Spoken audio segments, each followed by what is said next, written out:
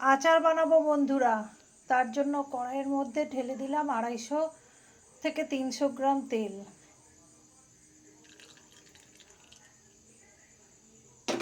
তেলটা গরম হতে থাক।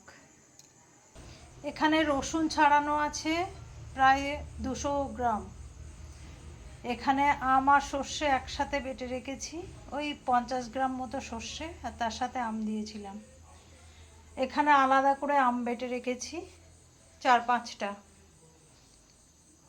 এখানে আছে হলুদ, এখানে আছে কাঁচা লঙ্কা আর লবণ। তেলটা গরম হয়ে গেছে, আমি এই রসুনগুলো ছেড়ে দেবো তেলের মধ্যে।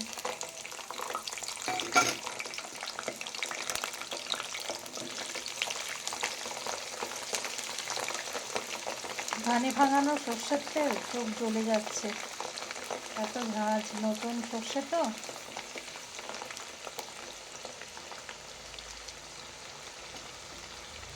এগুলো একটু ভাজা হতে থাকুক।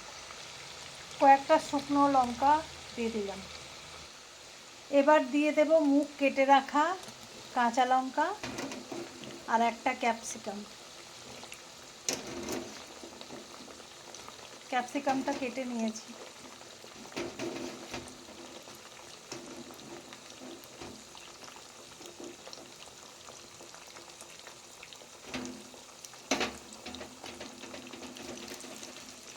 খুব ভালো করে নাড়াচাড়া করে বেশ খানিকক্ষণ ভাজবো।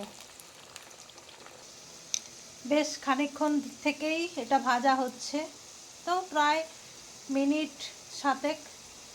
তো এবার কি করব, আমি এই আম বাটাটা এই যে এর মধ্যে দিয়ে দেব।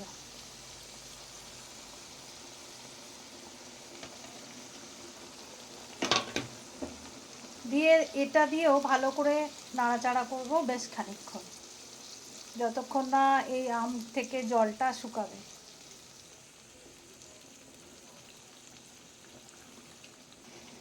এবার দেব পরিমাণ মতো হলুদ গুঁড়ো।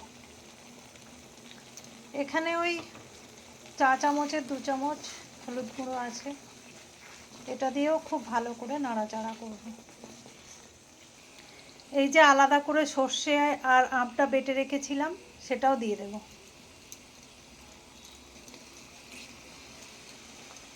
এখানে সর্ষে 50 গ্রাম মতো আছে। এবার এগুলোকে খুব ভালো করে নাড়াচাড়া করব। লবণটা আমি একটু পরে দেব, লবণ দিলে জল বেরিয়ে যাবে, সেই কারণে আমি লবণটা শেষে দেব। এবার পরিমাণ মতো লবণ দিয়ে দেব, ওই 2 চামচ মতো লবণ দিয়ে দিলাম। খুব ভালো করে মেশাতে থাকবো। এই আচারটা বন্ধুরা সারা বছর রেখে খাওয়া যাবে। আমি আরও একটা জিনিস দেওয়ার বাকি, সেটা আমি শেষে দেব। আমার হাজব্যান্ড আচার ছাড়া ভাত খেতে পারে না। আচার হলে ও ভাত খেতে খুব, মানে মাংস হোক মাছ হোক যাই হোক, ওর একটু আচার লাগে। তো আমি তো আচার বানাই, আবার আমার বোনও আচার সাপ্লাই দেয় জামাইবাবুকে। তো সেই জন্য বছরে অন্তত 2-3 বয়েম আচার আমাকে করতেই হয়। এই আচারে আমি কোনো রকম মিষ্টির ব্যবহার করব না। এই আচারটাই একদম খুবই স্বাস্থ্যকর এবং মানে হজম হয়ে যায়। এই আচারটি বয়স্ক থেকে বাচ্চা সবাই খেতে পারবে, বিশেষ করে ভাতের সাথে। ভাতের সাথে একটু ডাল আর এই আচার থাকলে আর কোনো কিচ্ছু লাগবে না। তো আপনারা চেষ্টা করবেন সবাই এই আচারটা বানিয়ে রাখতে বাড়িতে। আমি যতটুকু পারলাম এখানে দেখিয়ে দিলাম। আর যদি আরও কিছু জানার থাকে তাহলে আমাকে কমেন্টে জানাবেন, আমি অবশ্যই আপনাদের জানিয়ে দেব। এবার আমি দিয়ে দেব, যথারীতি তেলটা ছেড়ে গেছে, প্রায় মিনিট 15 ধরে আমি একভাবে নেড়ে যাচ্ছিলাম। তো আমি ছোটো বাটির 1 বাটি ভিনিগার দিয়ে দেব।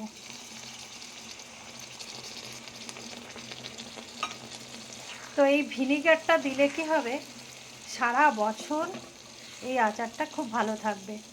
রোদে দেওয়ার কোনো ঝামেলা নেই, নর্মাল ফ্রিজে রেখে আপনারা এটি খেতে পারবেন। যদি বাইরে থাকে তাহলেও কোনো অসুবিধা নেই, তবে বাইরে থাকলে মাঝে মাঝে একটু রোদ্দুরে দিয়ে দেবেন। আমাদের তো এটা মনে হয় 2 মাসও যাবে না, শেষ হয়ে যাবে।